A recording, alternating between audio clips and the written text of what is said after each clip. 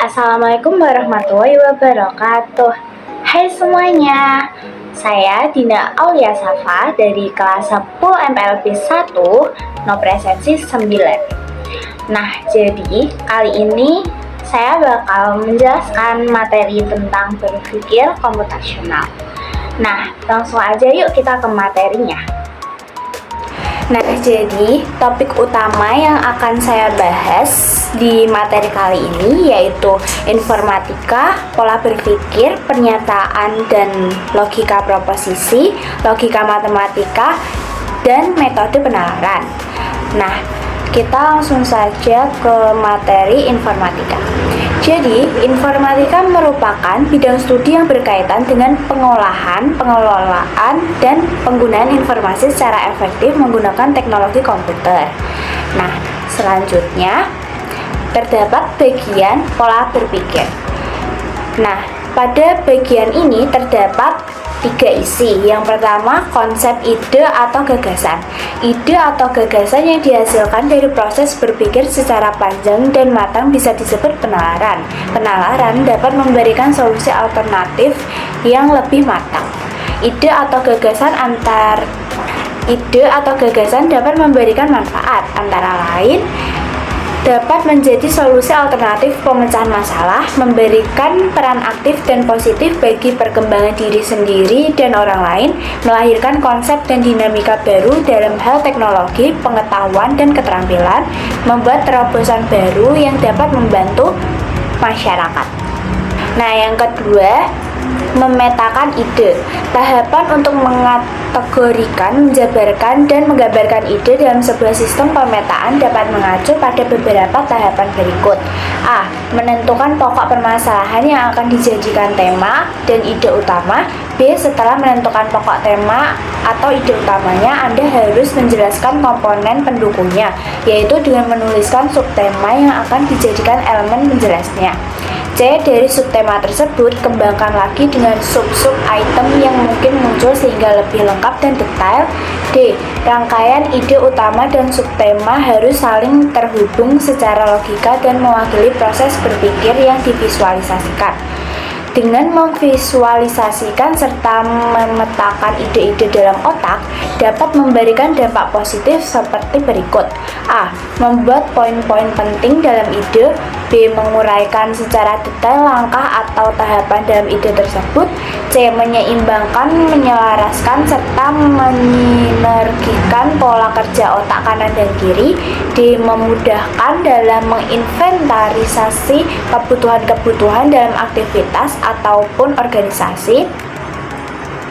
E. Memperbaiki sistem desain dan urutan struktur, organisasi, alur bisnis, logika pemrograman, dan lainnya. F. Menjadi pedoman dalam menentukan penyelesaian masalah sejenis. Pada bagian ini terdapat langkah-langkah membuat kerangka penjelasan. Langkah-langkah dibagi menjadi 3. Yang pertama, langkah menentukan tema utama yang dijadikan subjek atau judul pengembangan peta. Yang kedua, identifikasi setiap cabang-cabang yang mungkin ada dalam tema tersebut. Dan langkah yang ketiga, baru subtema tersebut kembangkan lagi dengan sub-sub item yang mungkin muncul sehingga lebih lengkap dan detail. Nah, yang ketiga, konsep algoritma. Algoritma adalah cara membuat metode penyelesaian masalah secara logis, runtut, dan sistematis dalam waktu secepat mungkin. Proses logika yang dinyatakan secara sistematis, rasional, dan logika merupakan karakter utama dari algoritma yang tentunya sangat dipengaruhi oleh penalaran si pembuatnya. Nah, selanjutnya kita ke bagian kedua, yaitu pernyataan dan logika proposisi. Pada bagian ini dibagi menjadi 2 isi. Yang pertama, definisi proposisi. Salah satu jenis pernyataan yang dapat dijadikan acuan dalam komputasi adalah proposisi, yang mengandung pengertian metode untuk menyatakan sesuatu secara utuh sehingga dapat dinilai apakah pernyataan tersebut benar, salah, disetujui, ditolak, diterima, atau disangkal validalitasnya. Selanjutnya, Dalam pernyataan, logika proposisi dapat diidentifikasi berdasarkan 4 elemen penting, yaitu sebagai berikut. Yang pertama, subjek merupakan konsep yang menjadi aktor utama dalam pernyataan, meliputi benda, objek tempat, kejadian, orang, peralatan, dan lainnya. Yang kedua, predikat adalah istilah perlakuan atau tindakan yang dilakukan atau dikenakan pada subjek. Yang ketiga, kopula merupakan kata kerja verba yang menjadi penghubung antara subjek dan predikat dalam sebuah pernyataan.